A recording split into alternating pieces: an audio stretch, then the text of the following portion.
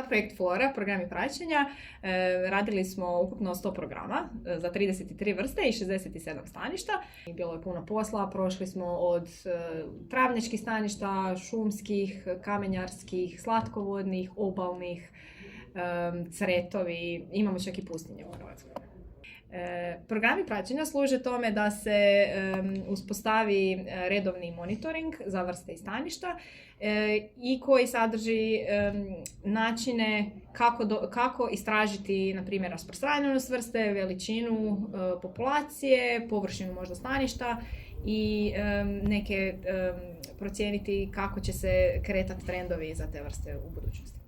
Ima nekih zanimljivosti, znači od tih 100 stvarno ih ima, teško je izdvojiti neke, ali recimo zanimljivost je za mandragoru, za koju mnogi ne znaju da postoji u Hrvatskoj, a spominje se često u Harry Potteru.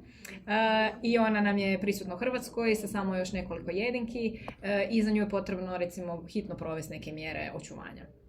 Mjere očuvanja za čišćenje suhozida, za rastanje staništa.